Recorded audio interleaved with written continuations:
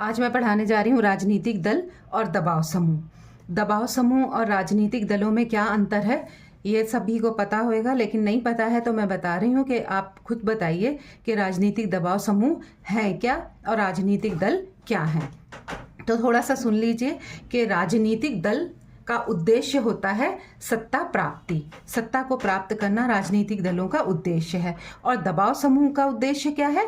दबाव समूह का उद्देश्य है सरकार पर दबाव बना करके अपने मांगों को पूरा करना, अपने कामों को करवाना। ठीक है, इससे रिलेटेड जितने भी शॉर्ट क्वेश्चन है मैं आपको दे रही हूँ, आप जो है वन बाय वन सब देखते रहिए और सुनते रहिए। ठीक है, पहला क्वेश्चन इसका है राजनीतिक दल क्या है। तो सुन लीजिए, इसका जवाब है ऐसा संगठित समूह जो सत्ता पाने के लिए चुनाव लड़ता है वो राजनीतिक दल कहलाता है। सेकंड क्वेश्चन, राजनीतिक दल का मुख्य उद्देश्य क्या है? तो सरकार बनाना और नीतियां लागू करना राजनीतिक दल का उद्देश्य होता है। भारत में कितने प्रकार के राजनीतिक दल हैं? तो क्षेत्रीय, राष्ट्रीय और राज्यीय, इस प्रकार के राजनीतिक दल भारत में हैं। राष्ट्रीय दल की मान्यता कौन देता है? चुनाव आयोग राष्ट्रीय दल की मान्यता देता है। राजनीतिक दलों का पंजीकरण कौन करता है? चुनाव आयोग करता है। भारत का सबसे पुराना राजनीतिक दल कौन सा है? भारतीय राष्ट्रीय कांग्रेस। पहला दल जिसने पूर्ण बहुमत से सरकार बनाई, भारतीय राष्ट्रीय कांग्रेस। विपक्ष की भूमिका क्या होती है? सरकार की नीतियों की आलोचना और निगरानी। आपको पता ही है, जहां कहीं का भी विपक्ष बहुत मजबूत होएगा वहीं की नीतियां बहुत स्ट्रांग होंगी और वो ही देश पूरी की पूरी तरीके से तरक्की करेगा। जब आप कोई मूवी देखते हो उसमें जो विलन होता है वो बहुत मजबूत होता है, तभी एक्टर जो होता है या हीरो जो होता है उसका किरदार सही से निखर कर सामने आता है। वही भूमिका निभाता है विपक्ष। और जो मेजॉरिटी पार्टी होती है वो एक हीरो जैसी समझ लीजिए, और जो निगेटिव रोल निभाता है मूवी में वो हो गया आपका विपक्ष। एक दलीय प्रणाली क्या है? जहां एक ही दल सत्ता में होता है। बहुदलीय प्रणाली क्या है? जहां अनेक दल प्रतिस्पर्धा करते हैं। भारत में कौन सी प्रणाली है? बहुदलीय प्रणाली है। ठीक है, राजनीतिक दलों का लोकतंत्र में क्या महत्व है? जनता और सरकार के बीच का पुल होते हैं ये, जनता और सरकार के बीच सेतु का काम करते हैं। दल बदल कानून किस अनुसूची में है? पहले क्या होता था कि एक दल से दूसरे दल में लोग चले जाते थे, सांसद चले जाते थे, विधायक चले जाते थे, तो ये दल बदल कानून बनाया गया। और दल बदल कानून किस अनुसूची में है? 10वीं अनुसूची में है। नेक्स्ट क्वेश्चन देखिए, आपका आता है दल बदल कानून कब लागू हुआ? तो दल बदल कानून कब लागू हुआ? 1985 में लागू हुआ। ठीक है, राजनीतिक दलों का घोषणा पत्र क्या है? चुनाव से पहले वादों की सूची बनाना। दल का प्रतीक कौन तय करता है? चुनाव आयोग तय करता है। राजनीतिक दलों की आंतरिक समस्या क्या है? आंतरिक लोकतंत्र की कमी। वंशवाद किसे कहते हैं?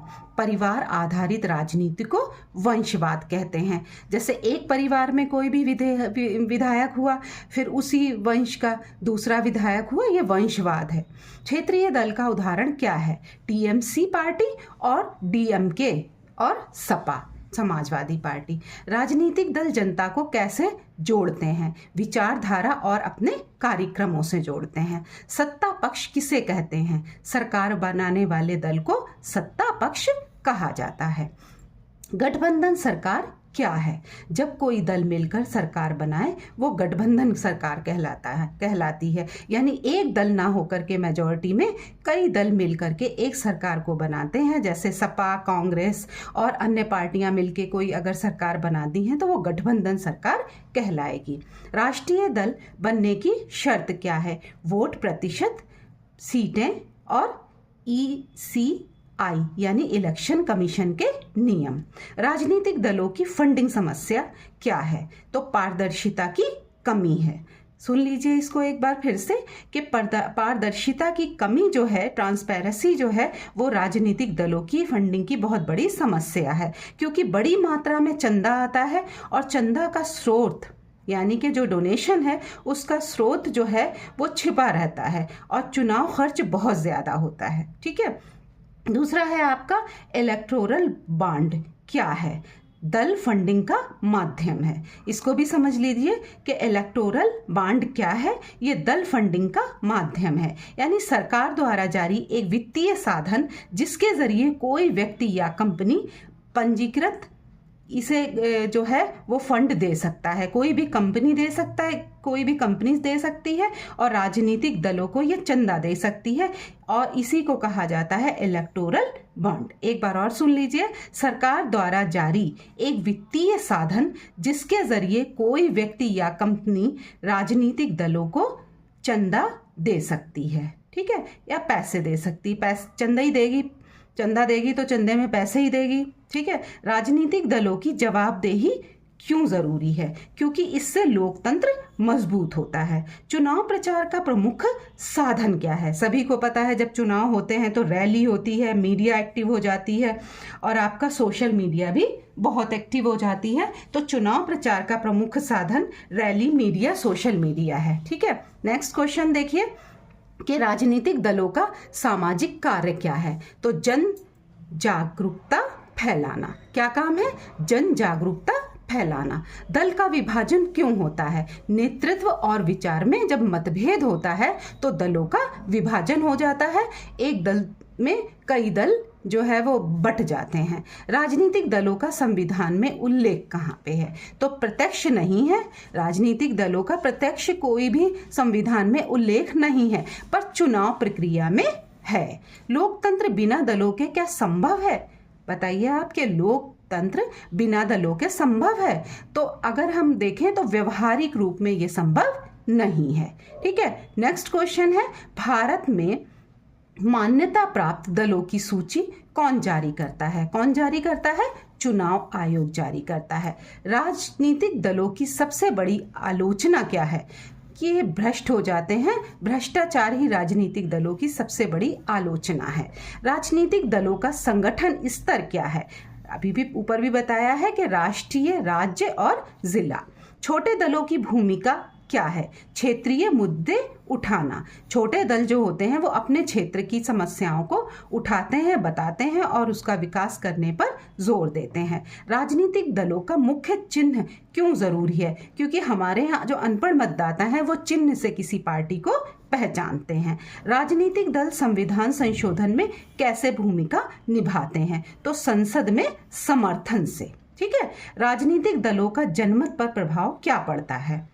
क्या प्रभाव? नीतियों और भाषणों से इनका प्रभाव पड़ता है।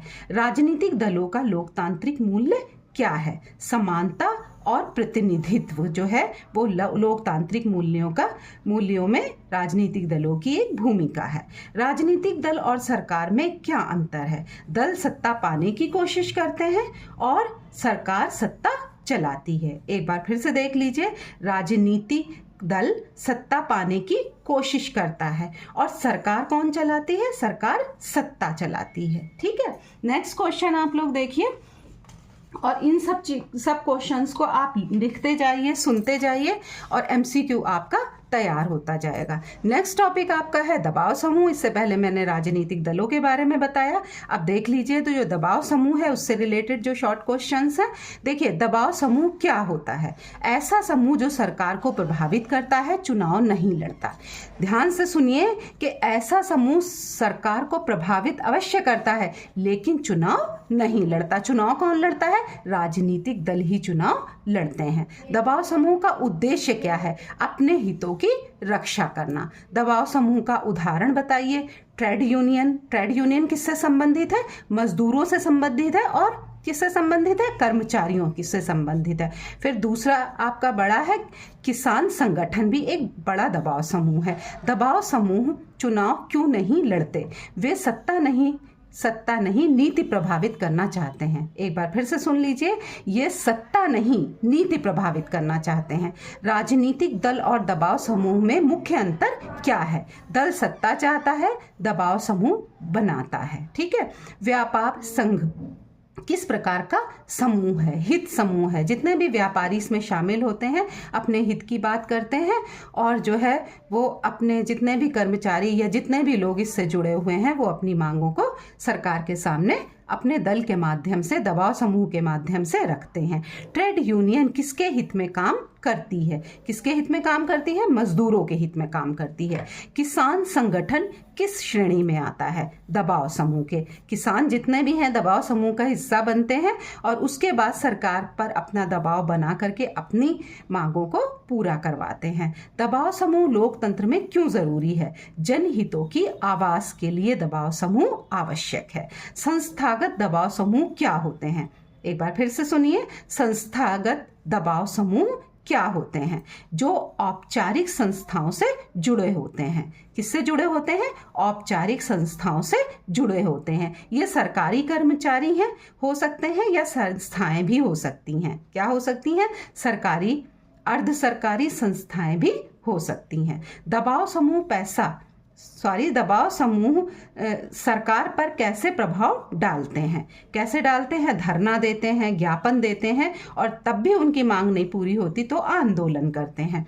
गैर संस्थागत समूह का उदाहरण बताइए। आंदोलनकारी संगठन। ठीक है। हित समूह क्या है? हित समूह भी बहुत ध्यान से सुनिए कि विशेष वर्ग के हित वाला समूह। हित समूह क्या है? विशेष वर्ग के हित वाला समूह क्या कहलाता है? हित समूह कहलाता है। नेक्स्ट क्वेश्चन देखिए कि दबाव समूह की सीमाएं क्या हैं? सभी वर्गों का प्रतिनिधित्व नहीं करते। ये सिर्फ अपने ही वर्ग का प्रतिनिधित्व करते हैं। अपने पेशे से जुड़े हैं अगर, तो फिर ये अपने ही लोगों का प्रतिनिधित्व करते हैं। ये सभी वर्गों का प्रतिनिधित्व नहीं करते। जबकि राजनीतिक दल क्या है कि सभी वर्गों का प्रतिनिधित्व करता है। भारत में दबाव समूह की भूमिका क्यों बढ़ी है? एक बार फिर से सुनिए, भारत में दबाव समूह की भूमिका क्यों बढ़ी है? लोकतंत्र और जागरूकता बढ़ने से भारत में दबाव समूहों की भूमिका बढ़ी है। लॉबिंग क्या है? नीति निर्माताओं को प्रभावित करना। ये कभी कभी क्वेश्चन आपका शॉर्ट क्वेश्चन में आता है, एमसीक्यू में भी आता है कि लॉबिंग क्या है। तो एक बार फिर से सुन लीजिए कि नीति निर्माताओं को प्रभावित करना लॉबिंग कहलाती है। यानी व्यक्ति, संगठन, दबाव समूह सरकार सांसदों या अधिकारियों को अपने हित में निर्णय देने के लिए प्रभावित करना। एक बार फिर से सुनिए कि व्यक्ति, संगठन, दबाव समूह, सरकार, सांसदों और अधिकारियों को अपने हित में निर्णय देने के लिए प्रभावित करना, यह कहलाता है लॉबिंग। ठीक है। छात्र संगठन किस श्रेणी में आता है? किस श्रेणी में आता है? दबाव समूह में। जितने भी छात्र हैं वो इस समूह का हिस्सा होते हैं। ठीक है। महिला संगठन की भूमिका बताइए। लैंगिक समानता की मांग। महिलाएं कहती हैं कि जो पुरुष कार्य कर रहे हैं वो हम कार्य करें तो उसके बदले हमें उतना ही वेतन दिया जाए, उतनी ही हमें इज्जत मिलना चाहिए, उतना ही हमें सम्मान मिले। ये महिला संगठन की भूमिका होती है। पर्यावरण समूह क्या है? पर्यावरण संरक्षण की मांग करना पर्यावरण समूह का लक्ष्य है। दबाव समूह और राजनीतिक दल का संबंध बताइए। अक्सर अप्रत्यक्ष सहयोग। ठीक है। दबाव समूह और राजनीतिक दल का क्या संबंध है? अक्सर अप्रत्यक्ष सहयोग, यानी सामने से नहीं लेकिन छिपा हुआ ये एक सहयोग इनका रहता है। दबाव समूहों की आलोचना क्या है? संकीर्ण हित साधन, यानी कि पूरे समाज का हित ना करके सिर्फ ये अपने वर्ग के लोगों का हित साधन ही है। ठीक है। संगठित क्षेत्र के समूह क्यों कमजोर हैं? असंगठित क्षेत्र के समूह क्यों कमजोर हैं? संसाधनों की कमी के कारण असंगठित क्षेत्र के समूह कमजोर हैं। धार्मिक संगठन क्या दबाव समूह हो सकते हैं? फिर से सुनिए कि धार्मिक संगठन क्या दबाव समूह हो सकते हैं? तो हाँ, यदि वे नीतियों को प्रभावित करते हैं तो वो संगठन भी दबाव समूह हो सकते हैं। दबाव समूह लोकतंत्र को कैसे मजबूत करते हैं? सरकार पर निगरानी करके। ठीक है। सरकार की निगरानी करके दबाव समूह लोकतंत्र को मजबूत करते हैं। मीडिया को दबाव समूह क्यों कहा कहा जाता है। क्यों कहा जाता है? क्योंकि मीडिया ही जनमत को बनाता है। मीडिया जनमत को बनाता है, इसीलिए इसको भी एक दबाव समूह कहा जाता है। दबाव समूहों का कानूनी दर्जा बताइए। ये सीमित है, स्पष्ट है, लेकिन इनका कोई भी जिक्र किसी तरह का हमारे संविधान में नहीं है। ठीक है, नेक्स्ट क्वेश्चन जो है वो है आपका कि दबाव समूहों की सफलता किस पर निर्भर करती है? किस पर निर्भर करती है? संगठन और जन समर्थन पर। नेक्स्ट टॉपिक है आपका भारत में सबसे प्रभावशाली दबाव समूह कौन से हैं? तो ये ध्यान रखिए, किसान और ट्रेड यूनियन जो हैं वो भारत में सबसे ज़्यादा प्रभावशाली दबाव समूह हैं। दबाव समूह और आंदोलन में अंतर बताइए। आंदोलन व्यापक है और समूह संगठित है। ठीक है, दबाव समूह लोकतंत्र के लिए खतरा कब बनते हैं?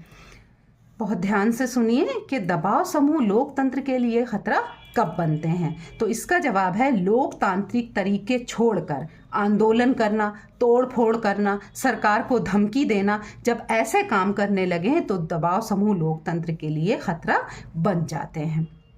आज मैंने आपको दबाव समूह, राजनीतिक दल समझाए, और दोनों चीज़ें जब आप पढ़ेंगे तो आपको राजनीतिक दल का और दबाव समूह में जो आपस में अंतर है वो समझ में आ जाएगा। आप लोगों को वीडियो समझ में आ रही, क्वेश्चंस समझ में आ रहे हैं, आंसर समझ में आ रहा है तो कमेंट में आप हमें यस लिख के भेजें। वीडियो को लाइक शेयर करें और जो है वो इसकी बेल आइकन को भी दबा दें ताकि आपको नए वीडियो पहुँचते रहें, जाते रहें। आप इसको देखते रहिए और अपनी तैयारी करते रहिए, और कुछ भी समझ में ना आए तो हमें कमेंट में ज़रूर बताएं।